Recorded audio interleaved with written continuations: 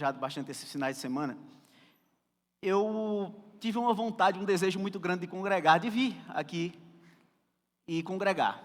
Então eu estava em casa estudando e eu decidi ligar o meu computador e assistir o culto aqui em Araripina. Mas quando eu comecei a assistir o culto, quando o louvor começou, o Espírito rapidamente me incomodou, ele se mexeu por dentro para que eu viesse até aqui. E eu vim para cá e eu fui assim, brindado, abençoado com uma palavra maravilhosa, que na época, no dia, veio por a boca do pastor Galeno. E o negócio foi tão bom que eu disse, não, eu vou ficar para o culto da noite também. Eu vou esperar o culto da noite, porque eu estava tão desejoso de que aquela palavra viesse outras depois daquela, e depois veio o pastor Nino e fechou o negócio assim de uma forma maravilhosa. E qual foi a alegria do meu coração? Foi poder sair desse púlpito, uma palavra de compromisso com o reino de Deus. Uma palavra que naquele dia me impactou, e eu vou te dizer por que me impactou. Me impactou, queridos, porque quando eu estava na ativa, pastoreando, eu tinha alguns desejos no meu coração, algumas coisas que eu gostaria de que se realizassem. E Deus começou a realizar essas coisas. Eu percebi que havia um novo tempo na nossa vida. Então eu comecei a me dedicar à minha faculdade, eu comecei a vislumbrar um futuro para mim, naquilo que eu sempre tive vontade de fazer e amei e amo aquilo que estou fazendo. Eu simplesmente, queridos, estou muito realizado com o que eu estou fazendo hoje. O problema é quando a bênção, assim, ser abençoado por Deus é muito bom. É muito bom quando você se pega dentro da bênção, quando você se vê a bênção diante de você e você usufruindo dela. Então, eu gosto tanto do que eu estou fazendo hoje, eu amo tanto o que eu estou fazendo hoje, estou falando em termos seculares, evidentemente, que aquilo começou a tomar uma proporção muito grande na minha vida. E eu comecei a me dedicar muito àquilo. Eu fiz questão de ser um bom aluno, eu fiz questão de estudar muito, eu tenho feito questão de estudar muito e de aprender bem, eu quero ser um bom profissional. Eu me desafiei, porque eu sou a pessoa que tem a idade mais avançada dentro da minha sala. Eu me desafiei a me tornar o melhor aluno daquela sala, coisa que graças a Deus eu estou conseguindo. Mas eu me peguei em um determinado momento adorando mais a bênção do que aquele que me deu a bênção. Eu me encontrei em um determinado momento amando tanto a bênção que eu estava retrocedendo em relação àquele que me abençoou. E quando eu comecei a tirar notas maravilhosas na faculdade, aprender aquilo, me deslumbrar com aquele mundo, eu comecei a dizer, a minha vida agora é isso aqui. E quando eu disse isso, ou cogitei isso no meu coração, alguém me disse uma coisa interessante, disse, não esqueça de quem te trouxe até aqui.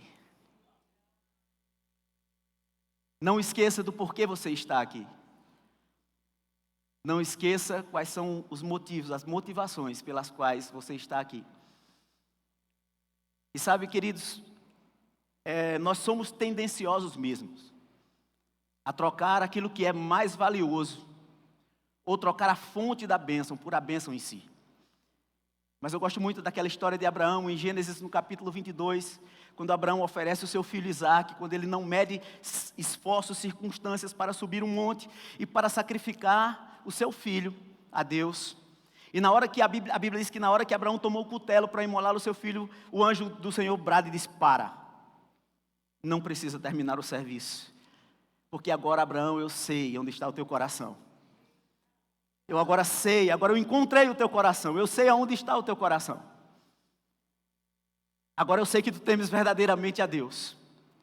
E essa palavra ela veio muito forte no meu coração, porque nesse texto que nós lemos, a Bíblia diz, Jesus ele declara para os seus discípulos, ele diz, não temais, ó pequenino rebanho, porque o vosso Pai se agradou em dar-vos o reino.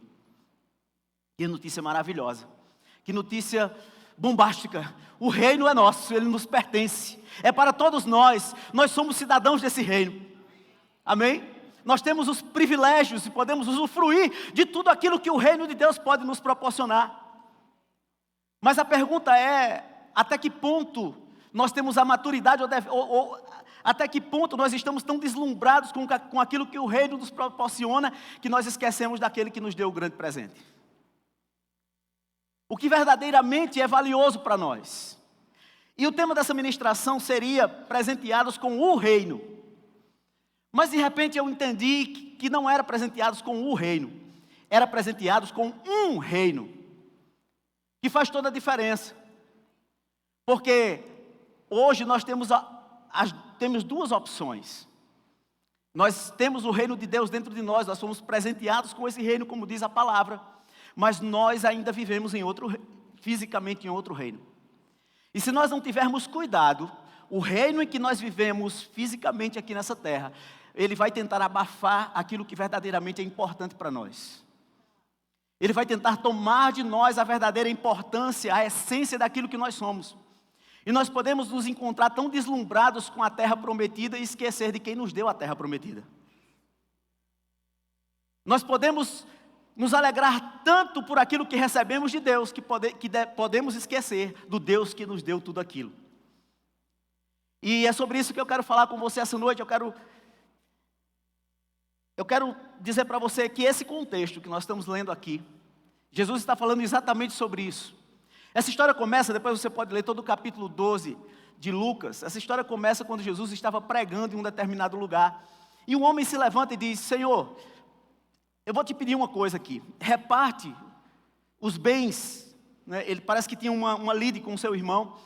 E ele pede a Jesus que Jesus se interponha no meio daquilo para repartir de forma justa os bens que eles têm direito. Me parece uma questão de herança. E Jesus responde imediatamente e disse: quem te constituiu juiz entre ti? Quem me constitui juiz entre ti e teu irmão? E Jesus ele vai fazer uma advertência no versículo 15. Isso me chamou a atenção. Ele disse: então lhes recomendou: tende cuidado e guardai-vos de toda e qualquer avareza. E eu quero entender que quando Jesus olha para alguém e diz assim: tenha cuidado, é porque ele está falando sério. É porque a coisa é perigosa. É porque ele está querendo que nós desviemos o nosso olhar ou a nossa atenção para aquele ponto que ele vai falar. Ele diz: tende cuidado e guardai-vos de toda e qualquer avareza, porque a vida de um homem não consiste na abundância dos bens que ele possui. Jesus estava falando de coisas do reino e de repente um homem se levanta e diz: já que você é rei, então por favor divida, entre aqui na nossa causa, julga a nossa causa e divida os bens com meu irmão, meus bens com meu irmão. Jesus disse: você está enganado, você está misturando as coisas. Eu estou falando aqui de outro reino. E Jesus ainda aproveita para ensinar. Ele disse: cuidado, porque a vida de um homem não consiste na abundância dos bens que ele possui. E queridos, eu vou te dizer uma coisa: nós não somos contra a prosperidade. Pelo contrário, nós acreditamos na prosperidade bíblica. Nós pregamos exatamente sobre isso. Nós ensinamos que o reino veio para nós para nos trazer um crescimento, para nos trazer um avanço, para nos fazer prosperar. A prosperidade faz parte do pacote da salvação. Mas a prosperidade material, ela não é indicativo de espiritualidade. Eu me nego a acreditar em um evangelho que olha para a marca da roupa que a outra pessoa está usando e diz se ela é espiritual ou não. Porque evangelho não tem absolutamente nada a ver com isso. Evangelho não tem absolutamente nada a ver com aquilo que nós comemos, vestimos ou para onde vamos. Não existe nada errado em você ir passar suas férias lá no Caribe. O Senhor pode te levar assim, ó. Ele pode ser rápido e amanhã você está lá, desfrutando das ilhas caribenhas, do calor dos mares caribenhos. Mas nós não podemos esquecer de quem nos levou para lá. Porque o que importa não é onde nós estamos, ou o que estamos fazendo, ou o tamanho da bênção que está sobre nós. É quem nos deu a bênção, é quem nos levou para lá. É Ele que importa. É o reino que nos permite, que nos proporciona essas coisas que é o mais importante, ou deve ser o mais importante da nossa vida. Jesus está dizendo exatamente isso, que a vida de um homem não consiste nos bens que ele possui. O que Jesus está fazendo aqui, ele está fazendo um choque de reinos. Porque o reino onde nós espiritualmente estamos por dentro tem os seus valores. E o reino onde nós estamos por fora também tem os seus valores. E em algum momento da vida, esses reinos vão se chocar e nós temos que entender que um necessariamente não define o outro.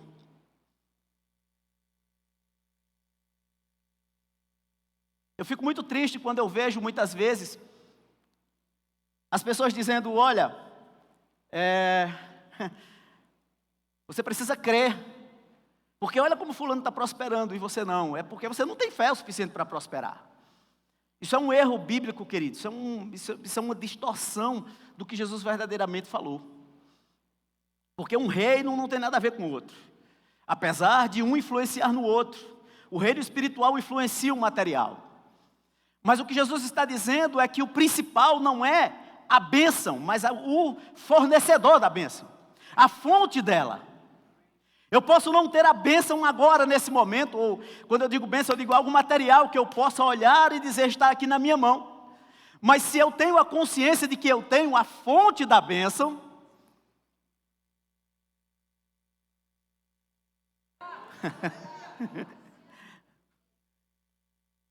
eu preciso ter essa consciência de que eu tenho a fonte e viver por a fonte, não por aquilo que está na minha mão naquele momento. Porque a fonte, se eu tenho uma fonte, eu tenho fontes inesgotáveis. A Bíblia fala das insondáveis riquezas de Deus. Isso significa que Jesus está nos ensinando a não viver por elas. Não viver necessariamente por a bênção, não viver correndo atrás dessas coisas, mas entender que se eu tenho a fonte, eu não preciso fazer tanta força. Eu não preciso quebrar princípios. Eu não preciso negociar o reino. Eu não preciso negociar meus valores. Porque vai chegar, querido, não tenha dúvida disso. Jesus afirmou, ele disse, porque alegrou ao Pai dar o reino para vocês. Deus não está pensando em nos dar o reino, Ele não está fazendo força para nos dar o reino, Ele já nos deu. Nós já somos membros, cidadãos desse reino. Nós já temos tudo o que precisamos, porque o reino habita dentro de cada um de nós. Então o que vem disso é consequência e apenas consequência. E aí nós precisamos entender que os valores do reino, muitas vezes são diferentes dos valores do mundo. Jesus falou isso aqui no versículo 15. A vida do homem não consiste nos bens que ele possui. Isso não é tudo, queridos. Outra coisa que nós precisamos entender, que posses não definem a espiritualidade. Nunca definirão. Nunca definirão. No direito nós aprendemos uma coisa sobre a lei. Ela se chama preceito primário e preceito secundário. Preceito primário e preceito secundário formam a lei em si. Vou tentar explicar aqui para vocês bem rapidamente. Vou dar um exemplo aqui. O artigo 121 do Código Penal diz matar alguém. Debaixo diz pena, reclusão de 6 a 20 anos. Então nós temos dois preceitos aqui, o preceito primário e o preceito secundário. O preceito secundário é a combinação da pena. O que a lei está dizendo é, se você matar alguém, ou se alguém matar outra pessoa, ela incorre numa pena de 6 a 20 anos. Esse é o preceito secundário. Mas o preceito primário é a base, é a cabeça da lei. Matar alguém é a conduta que indica ou que gera o preceito secundário. Não o contrário. Não existe preceito secundário sem haver preceito primário. E o que nós estamos dizendo é exatamente isso. O reino é o preceito primário e as bênçãos do reino é um preceito secundário. Se eu tenho o preceito primário, eu tenho o preceito secundário. Eu não preciso buscar aquilo que é secundário, porque eu já tenho o primário. E tendo o primário, eu tenho tudo que eu preciso. Você entendeu o que eu estou dizendo? É isso aí. Então, o que verdadeiramente é importante para nós, o que verdadeiramente conta para nós é ter o reino. É ser membros do reino. É ser cidadãos do reino. Dito isto, agora nós vamos entrar na pregação. Então, o reino tem seus próprios valores. Tem os seus preceitos primários. E eu separei 4 preceitos primários, bem rapidinho para nós aqui essa noite. Inclusive, você deve estar se perguntando o que é essa jarra que está fazendo aqui com um funil e um copo. Daqui a pouco eu vou te mostrar. Eu quero somente que você volte um pouco na tua Bíblia, no Evangelho de Lucas, capítulo 12. E Jesus vai contar a parábola de um homem. Eu quero que você vá para o capítulo 12. Continue no capítulo 12.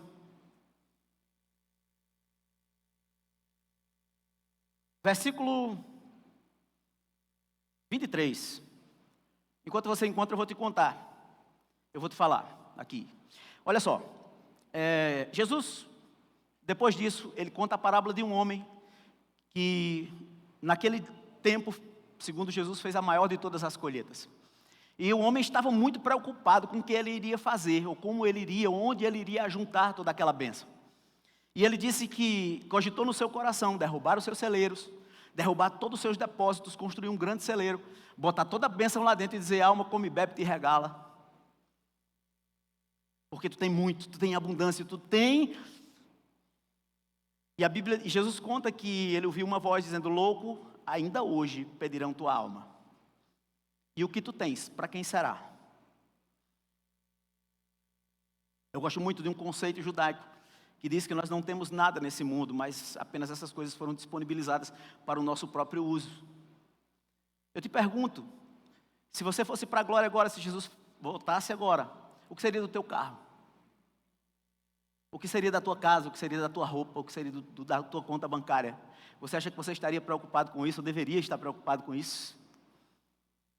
A gente diz tanto: Maranata, ora vem, Senhor Jesus. Mas o que tem ocupado verdadeiramente a nossa mente? Que reino tem regido a nossa vida? Que valores nós temos percorrido? E queridos, versículo 23, Jesus disse: porque a vida é mais do que o alimento e o corpo mais do que as vestes. Observai os corvos, os quais não semeiam nem ceifam, não tem despensa nem celeiro, todavia Deus os sustenta. Quanto mais valeis do que as aves. Qual de vós, por mais ansioso que esteja, pode acrescentar um côvado ao custo da sua vida? Se, portanto, nada podeis fazer quanto às coisas mínimas, por que andais ansiosos pelas outras? E ele diz: observai os lírios, eles não fiam, nem tecem, eu contudo vos afirmo, nem Salomão em toda a sua glória se vestiu como qualquer deles. Ora, se Deus veste assim a erva que hoje está no campo, e amanhã é lançada ao forno, quanto mais tratando-se de vós, homens de pequena fé. Não andeis, pois, a indagar o que é a vez de comer ou beber, e não vos entregueis às inquietações, porque os gentios de todo o mundo aqui procuram estas coisas, mas o vosso Pai sabe que necessitais delas. Buscai antes de tudo o seu reino, e estas coisas vos serão acrescentadas. E agora eu posso mostrar para você porque essa jarra está aqui e porque esse funil está aqui. Eu queria que a câmera desse um zoom aqui. Eu vou tentar fazer um malabarismo aqui para você.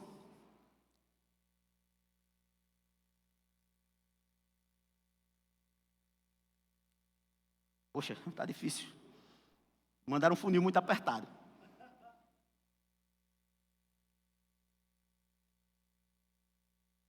Pouca água, não foi? Eu vou empregar um pouco mais de esforço. Desculpa aí, viu? Estou molhando aqui, depois os diáconos. Muito pouca água. É lógico, você deve estar dizendo: pastor, o funil não foi feito para ser usado assim. Ele foi feito para ser usado ao contrário. Vamos ver se é verdade isso.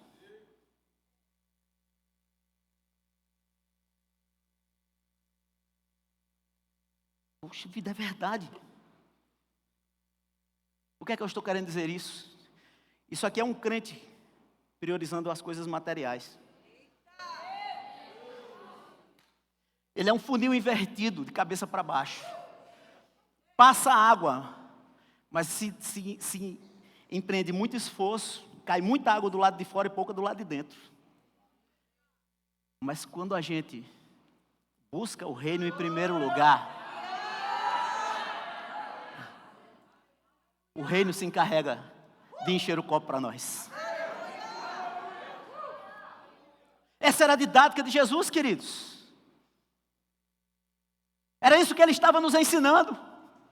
Que se nós seguíssemos os valores do reino, nós não precisávamos nos preocupar com o que iria chegar nas nossas mãos. Jesus disse: o Pai sabe do que vocês precisam. Então, eu pensei aqui, veio ao meu coração 4 valores rápidos para a gente falar aqui sobre o reino de Deus, e que nós, como herdeiros desse reino, devemos e temos que viver assim. O primeiro deles é viver em plena comunhão com Deus.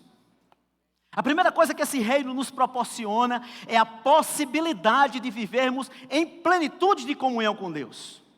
Talvez você já tenha ouvido muito falar sobre isso, claro que você já ouviu falar sobre isso. Afinal de contas, a Bíblia diz que aquele que se une ao Senhor se torna um só espírito com Ele, não é assim? E certa vez os discípulos perguntaram a Jesus: onde está o reino? Por favor, nos mostra aí, nós queremos ver o reino. Ele disse: olha, o reino não está ali, você não vai poder dizer, ele vem por acolá, ele está naquele lugar, porque o reino de Deus habita dentro de vós. Isso, ou seja, a condição que nós vivemos hoje como filhos de Deus nos permite viver em plena comunhão com Deus. Eu não sei se isso para você é uma boa notícia, mas para mim é excelente. Porque houve um momento na história da humanidade em que Deus criou o homem com um propósito. E esse propósito foi interrompido por uma coisa chamada pecado. Mas enquanto o homem não pecou, a provisão estava ali no Éden e o homem não se preocupava se as árvores iam dar fruto. Porque todos os dias a comida estava lá. O homem não estava preocupado com o que ele tinha que vestir, porque a justiça de Deus cobria o homem. O homem não estava preocupado se ele ia ter sede, porque haviam rios caudalosos que corriam por aquele lugar. Não havia nenhuma preocupação, porque a provisão estava lá todo o tempo. Quando o homem tinha plena comunhão com Deus, a provisão estava todo o tempo lá. Mas a escassez entrou na humanidade quando o pecado chegou. E aí o homem passou a se preocupar com o dia de amanhã. Ele passou a buscar aquilo que ele não foi criado para buscar. A maior prova disso é que a primeira coisa que acontece no pecado é Deus procurar o homem lá no Éden e dizer: Adão, onde estás? E Adão está escondido com medo de Deus. Ele fugiu do seu propósito, ele não fazia mais parte desse reino, ele estava afastado. Mas a morte de Jesus na cruz, o derramar do sangue de Cristo naquela cruz, nos colocou de novo no reino de Deus, nos trouxe a condição original de comunhão com Deus, nos fez ser filhos de Deus novamente, nos restaurou a provisão que tinha sido perdida lá atrás no Éden. Aquele reino provido de todas as coisas, agora voltou para dentro de nós. E por causa da presença de Deus e a comunhão com Ele, nós não precisamos nos preocupar com absolutamente nada. Eu estou falando preocupação. Eu não estou falando que você não vai trabalhar, não deve estudar, não é isso que eu estou dizendo. Eu estou dizendo que existe um caminho mais fácil para aquele que conhece o reino e vive os seus valores. Comunhão plena com Deus. E quando eu penso em comunhão plena com Deus, queridos, eu não penso somente naquela visão que nós temos de colocar os nossos joelhinhos no chão, orar ao Senhor, falar com Ele, chorar na presença de Deus, vir à igreja, congregar. Eu não falo somente em abrir a sua Bíblia, ler a Bíblia, o Espírito Santo fazer revelações. Eu não falo somente isso. Eu falo principalmente em termos nos tornado de novo legítimos representantes de Deus nessa terra. Porque se eu tenho plena comunhão com Deus e o Espírito Santo anda comigo, não sei se você já andou com aqueles amigos de infância, claro, você já deve ter tido, aqueles amiguinhos de infância que eram mais espertos do que você e ficavam todo tempo buzinando no teu ouvido o que era que tu ia fazer. Vai lá, dá uma tapa nele e corre. Não era assim? Né? Tem aqueles amiguinhos, né, que não iam lá fazer as coisas, mas mandavam você fazer, você fazia. Vai lá, faz isso. E você ia lá, obedecia. Eu estou falando que nesse tempo em que o reino de Deus está em nós de novo, em que Deus nos deu o reino, nós temos alguém do nosso lado todo o tempo soprando no nosso ouvido. Ei, age dessa forma. Ei, ora por ele. Ei, fala da palavra. Ei, deixa eu controlar tuas ações. Mata a tua carne, porque eu vou controlar as tuas ações. Nós temos Paulo em Romanos dizendo que o pendor da carne dá para a morte, mas o pendor do Espírito dá para a vida. E o Espírito está todo tempo dizendo: me escuta, porque eu vou te guiar pelos caminhos de vida. Você agora tem comunhão comigo, você tem condições de me escutar todo o tempo. Ei, você é um legítimo representante do reino. Onde você chega, o reino chega. Romanos capítulo 1, capítulo 5, versículo 1. Se você quiser abrir comigo, Romanos 5, 1. Paulo diz: justificados, pois, mediante a fé, temos paz com Deus por meio do nosso Senhor Jesus Cristo, por quem obtivemos igualmente acesso pela fé a esta graça na qual estamos firmes e nos gloriamos na esperança da glória de Deus. Paulo diz: olha, por causa de Jesus, agora nós voltamos a ser amigos de Deus. Ele voltou a ser nosso amigo. Não existe mais separação, não existe mais ira para ser derramada sobre nós, mas Deus está agindo a nosso favor, Ele está conosco. Para onde nós vamos, Ele estará junto. Aquilo que nós vamos fazer, Ele vai soprar no teu ouvido: vai por aqui, faz isso, faz aquilo, você é meu representante. Olha na Bíblia e vê quantas pessoas, quantos homens e mulheres de Deus influenciaram gerações, reinos, mudaram realidades, mudaram circunstâncias, porque elas sabiam que tinham o reino e eram legítimos representantes de Deus na terra. É por isso que a Bíblia diz: os filhos de Deus, eles são guiados pelo Espírito de Deus. A primeira coisa é ser um legítimo representante de Deus, ou seja, ter plena comunhão com Ele, fazer as obras que Ele fez. No Salmo 51, no versículo 11, você não precisa abrir. O Senhor, Davi, quando ele ora ao Senhor, arrependido daquele pecado que ele cometeu. E eu quero lembrar para você que Davi era um rei, era um homem muito poderoso. Ainda hoje, o povo de Israel admira muito Davi. Talvez seja o segundo homem maior do que Moisés para o povo de Israel. Moisés porque recebeu a revelação de Deus. Davi porque foi o único que conseguiu unificar o reino de Israel, derrotar gigantes e ampliar o território. O rei Davi até hoje é amado pelo povo de Israel. Mas esse homem cometeu um pecado. Nós sabemos muito bem qual foi. Pecado de adultério, de homicídio. Mas quando ele tomou consciência daquilo que ele tinha feito, a oração dele foi, Salmo 51, 11 foi: não me expulses da tua presença e não retires de mim o teu espírito. Queridos, aquele homem tinha posses, aquele homem tinha dinheiro, politicamente era o homem mais forte daquela época, ele tinha toda a glória, toda a pompa de um reino, se bem que não foi o maior de todos os reinos, o maior de todos os reinos foi o reino de Salomão, seu filho, mas Davi foi o cara que deu o pontapé inicial na construção do templo, um homem que influenciou a história de um povo que até hoje ainda fala dele, mas ele só tinha um medo na sua vida: não me expulses da tua presença, nem retires de mim o teu espírito. Ou seja, quando Davi se deparou com o seu pecado e com um possível julgamento de Deus sobre a sua vida, a primeira coisa em que Davi se agarrou foi não perder a presença. Foi não sair da presença de Deus. Sabe por quê? Porque a presença de Deus para Davi era a coisa mais importante que ele tinha. Ele sabia que aonde ele tinha chegado, tudo que ele tinha, tudo que ele havia conquistado, se dava por causa da presença. E ele sabia: se eu perder a presença, eu perco tudo. Queridos, nós podemos perder qualquer coisa na nossa vida. Nós podemos passar por momentos difíceis. Salmo 23, o salmista disse: ainda que eu ande pelo vale da sombra da morte, isso é uma possibilidade. Nós podemos andar por vales tortuosos, no sentido de que circunstâncias se levantem.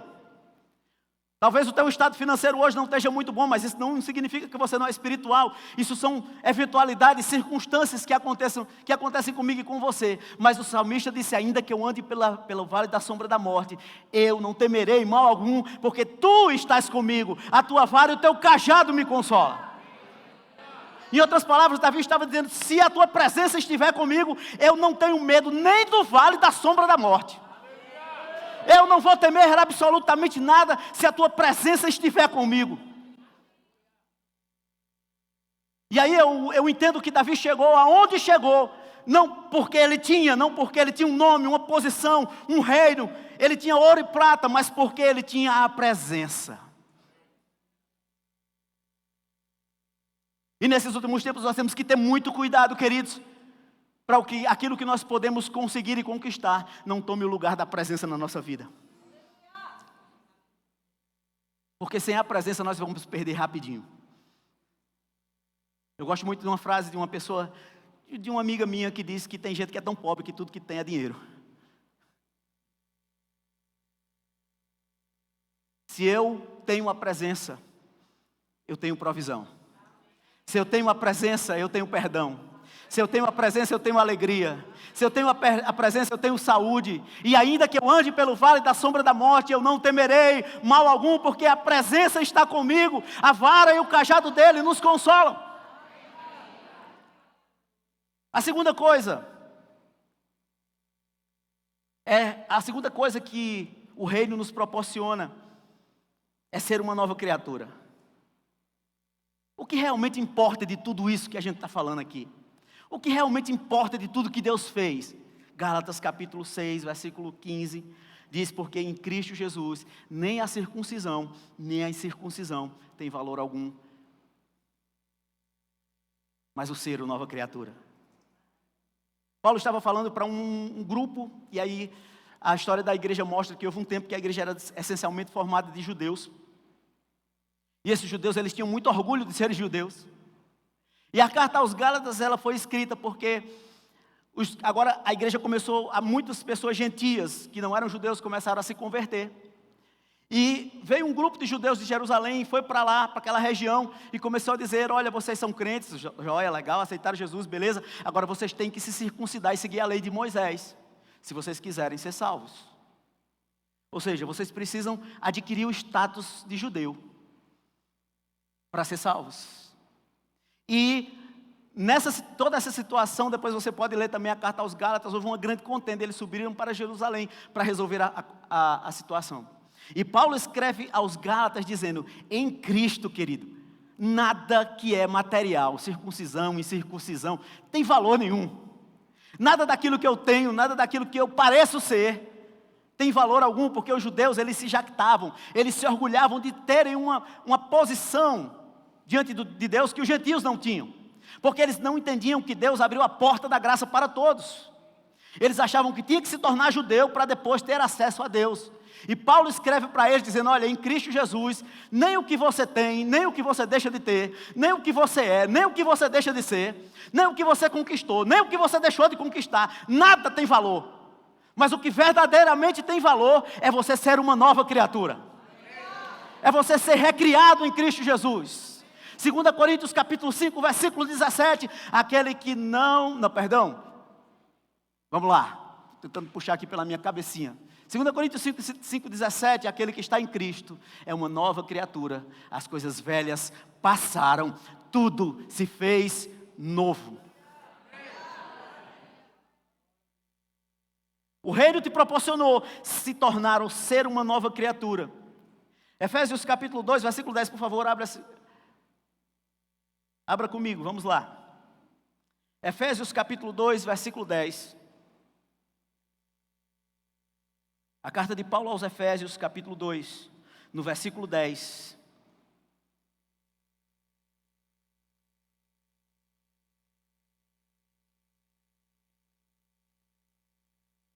Olha o que Paulo diz aqui: pois somos feitura dele.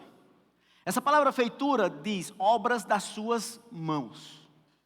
Somos feitos por ele. Não foi, queridos, absolutamente nada material que nos criou. Nós emergimos, nascemos do mundo espiritual. E ainda que Deus tenha feito um boneco de barro, esse boneco não teria nenhum valor e nenhuma vida se não tivesse sido soprado dentro dele uma coisa chamada ruach. E o que é ruach? Espírito de Deus em hebraico. Se o material não tem entrado, se o espiritual não tem entrado no material, o material não valia nada. E muitas vezes nós achamos, né? É uma tendência natural nossa, humana. Achamos que sem Deus podemos ser alguma coisa na vida. E aí, para conseguir aquilo que queremos, nós partimos para todo tipo de coisa. Quebramos princípios, violamos a aliança de Deus. Porque o que importa é alimentar a carne, mas a carne não vale nada sem o que está dentro.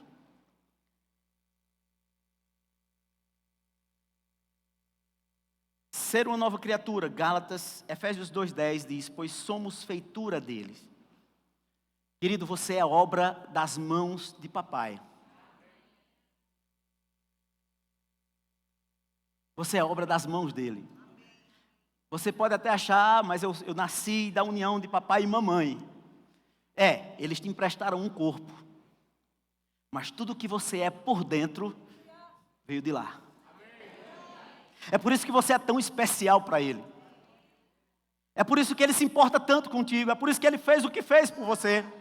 Porque Deus olha para você não pelo que você é materialmente por fora, mas pelo que você é espiritualmente por dentro. E se você se torna rico espiritualmente por dentro, consequentemente você vai ser rico materialmente por fora. Paulo disse, como pobres, mas enriquecendo a muitos. A ordem é essa, não essa. Como rico enriquecendo a muitos. Não, como pobres. Mas como pode um pobre enriquecer aos outros? Como pobres, mas enriquecendo a muitos. Então, a Bíblia diz o seguinte, pois somos feitura deles, criado em Cristo Jesus para as boas obras, as quais Deus de antemão preparou para que andássemos nela. O reino nos proporcionou sermos uma nova criatura. A terceira coisa é pensar. E como consequência de ser uma nova criatura, nós devemos pensar ou nos entregar às coisas lá do alto. Colossenses capítulo 3, versículo 1 e 2, eu quero que você abra rapidamente comigo. Colossenses 3, versículo 1 e 2.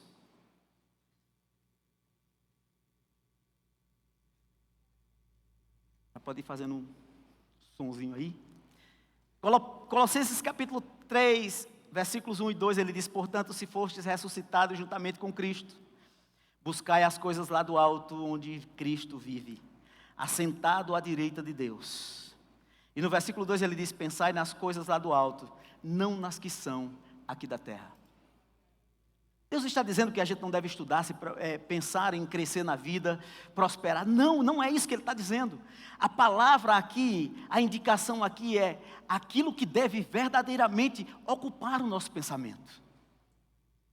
Aquilo que deve estar em primeiro lugar na nossa vida, querido, ser cidadão do reino, deve nos fazer pensar todo o tempo nesse reino. Conta a sabedoria judaica, os sábios judeus contam uma parábola. Eles dizem que um homem uma vez passou por uma vinha. Essa vinha estava muito bem cercada e havia um buraco. E aquele homem ele não podia entrar no buraco, porque aquele buraco era pequeno. E ele estava gordo. Então ele teve que jejuar por 3 dias para passar naquele buraco, porque as uvas eram muito bonitas, eram deliciosas. Então aquele homem jejua por 3 dias, emagrece, passa no buraco e ele passa vários dias dentro daquela vinha se fartando das uvas. Depois de alguns dias, ele engorda de tanto comer uva. E quando ele vai passar de volta, ele não consegue porque ele está gordo. Então ele tem que passar vários dias dentro da vinha jejuando. E depois de vários dias jejuando, ele emagrece novamente. E ele passa pelo buraco. E quando ele passa pelo buraco, ele olha para trás para a vinha e diz, vinha, do que servem tuas uvas, se ninguém as pode comer? Porque da mesma forma que o homem entra, ele tem que sair. E os sábios judeus, eles contam essa história baseado naquilo que nós somos aqui nessa terra. Eles nos ensinam que tudo aquilo que nós podemos ter, ser ou angariar, nem se compara ao valor daquilo que está por vir para nossas vidas. Sabe por quê, queridos? Porque nós não vamos levar absolutamente nada do que nós conseguimos angariar aqui. Os faraós, eles tentaram fazer isso. Os corpos eram embalsamados e eles eram sepultados juntos com todas as suas riquezas, para que quando eles ressuscitassem no corpo, pudessem usufruir de toda a glória que eles tinham quando eram reis e faraós. Sabe o que foi que aconteceu? Os corpos ficaram decompostos, eles não voltaram e as riquezas foram saqueadas por outros. Porque o valor estava no lugar errado. O coração estava, a mente estava pensando nas coisas erradas. Repito, não é errado pensar em prosperidade. É errado tentar viver em função dela. Queridos, nós deveríamos ocupar a nossa vida pensando muito mais em ser do que em ter. Porque se nós conseguirmos ser, nós teremos. O reino nos proporcionou viver e pensar nas coisas do reino. Paulo diz, se vocês nasceram com Cristo, pensai nas coisas lá do alto. E por último, queridos, e para encerrar, o reino nos proporciona e devemos viver para agradar o Pai e não a nós mesmos. Abra a tua Bíblia em Hebreus capítulo 12, versículo 28. Hebreus capítulo 12, versículo 28.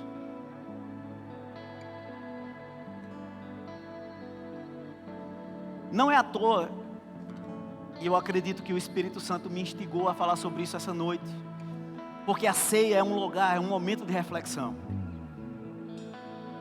É no texto sobre a ceia que Paulo diz: examine-se, pois, o homem a si mesmo. E essa palavra, ela veio ao meu coração como uma flecha. E Deus começou a me exortar: Jorge, o que você tem pensado ultimamente? O que você tem buscado ultimamente? Quais têm sido teus objetivos? Queridos, deixa eu te dizer uma coisa: Deus não tem nenhum problema em te fazer feliz. Deus não tem absolutamente nada contra você prosperar. Ele não tem nada Ele não tem nada contra você realizar os seus sonhos. Pelo contrário, como um bom pai, Deus tem trabalhado para que você realize seus sonhos. Por isso que Jesus disse que não se preocupe, porque foi a alegria do Pai dar esse reino para vocês. Hebreus capítulo 12, versículo 8, ele diz: por isso, recebendo nós um reino inabalável, retenhamos a graça pela qual sirvamos a Deus, de modo agradável, com reverência e santo temor.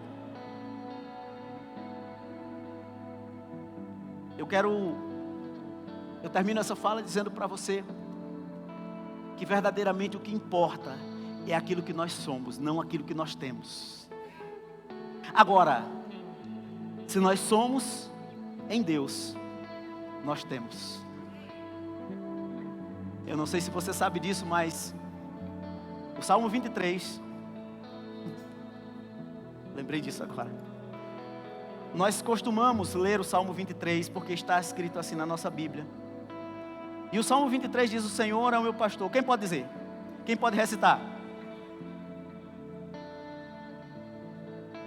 Como é? Vamos mais, bora de novo.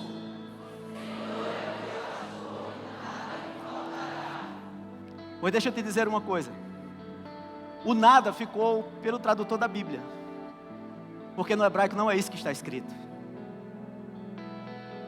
O que está escrito aqui no hebraico, do Salmo 23, é Adonai Roi Lo Ersar. E a tradução diz assim: o Senhor é o meu pastor e não me faltará.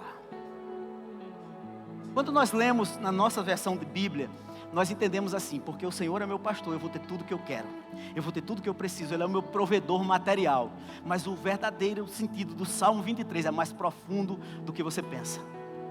O que o salmista está dizendo é: o Senhor é meu pastor e não me faltará. Não existe a partícula nada aqui no hebraico. Ele diz: não me faltará. E eu fiquei muito curioso para saber por que o salmista disse: o Senhor é meu pastor e não me faltará. E pesquisando, eu descobri. Porque o salmista está indicando para o sujeito. O que é que não me faltará? O sujeito da frase. O Senhor é o meu pastor e Ele não me faltará. Agora, se Ele não me faltará, eu tenho tudo porque eu tenho Ele. Queridos, nós temos que nos apegar a Deus nesses últimos tempos. Não podemos deixar o materialismo nos consumir, porque tudo que nós podemos ter de bênção é consequência daquilo que Ele é e da presença dEle na nossa vida. Ei, Ele é o teu pastor e Ele não te faltará. Eu declaro que você nunca se sentirá só, porque o Senhor, o teu pastor, El Roi, Jeová, Ele não te faltará. Ele estará lá todo o tempo. Ele estará lá todo o tempo. Ele é o que você precisa. Não tenha medo. Não tenha medo. Não tenha medo de abrir a tua despensa e vê-la vazia, porque o Senhor estará lá contigo. Não tenha medo quando você sentir um sintoma de enfermidade. Ele está lá contigo. Não tenha medo quando você estiver em perigo, porque Ele estará lá contigo. Ele é o teu pastor, Ele nunca te faltará. Ele nunca te faltará. Sabe, queridos, tudo que nós podemos usufruir como recurso natural nessa vida pode se esgotar. Você tem dinheiro hoje, amanhã talvez você não tenha. Você está bem hoje, talvez amanhã venha uma circunstância sobre a tua vida e você se entristeça. É normal, é natural.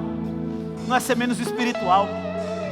Talvez você precise de algo e naquele momento algo não esteja lá, mas El Roi está lá com você. O teu pastor está lá com você. Ele nunca te faltará. Jesus disse: nunca te deixarei, não te abandonarei. Não importa o que você está passando hoje, o teu pastor está com você.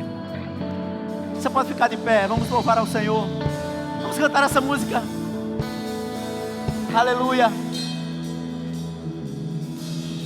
Rei dos reis, consagra. Você pode levantar suas mãos. Tudo o que sou, de gratos louvores, transborda o meu coração.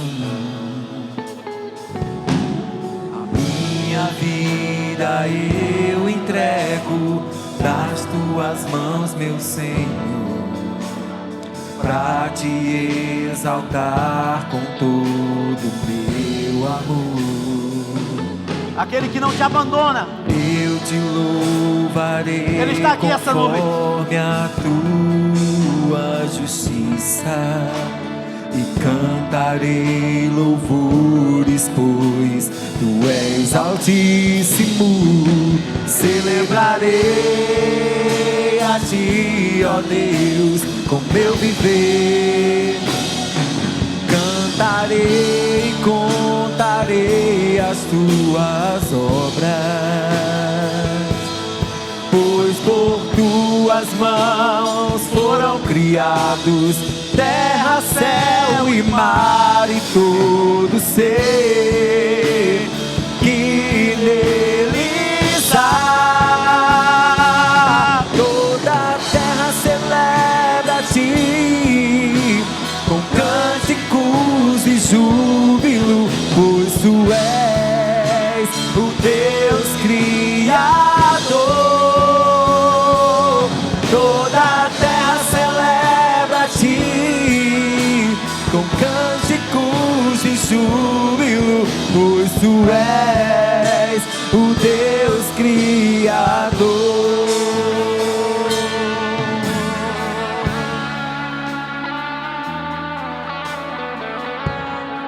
talvez homens te decepcionaram. Talvez na hora da maior necessidade pessoas viraram as costas para você e te deixaram sozinho. Talvez alguma circunstância se levantou contra você e você disse: e agora, quem poderá me ajudar? O teu pastor, ele nunca te faltará. Você não precisa temer a provisão, você não precisa temer o futuro, você não precisa levar uma vida de medo do que vai acontecer amanhã, porque Ele estará lá contigo. E ainda que todas as pessoas desse mundo te abandonem, Ele não te deixará, Ele não te abandonará. Ei, você não está só, nunca estará só, porque Ele te ama, Ele é teu amigo e Ele não vai te deixar. Existe alguém nesse lugar que ainda não conhece esse Deus como muitos aqui já conhecem, e eu quero perguntar se o Espírito Santo falou contigo essa noite, e se você deseja conhecer El Roi, o pastor, Deus de verdade, não apenas um quadro, não apenas algo que você ouviu falar, mas conhecer esse que nunca te abandonará e que nunca te abandonou.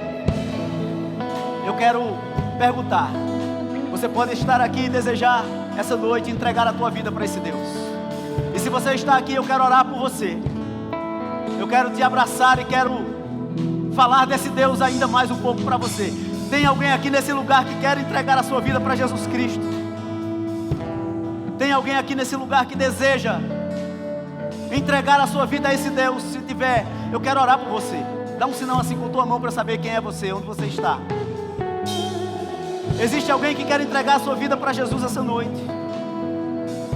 Existe alguém que deseja entregar a sua vida para Deus, reconhecê-lo em todos os seus caminhos? Se você está aqui nessa situação, eu quero orar por você. Eu quero te dar um abraço. Tem alguém aqui que quer entregar a sua vida a Jesus? Se tiver, dá um sinal assim com tua mão. Nós queremos orar por você.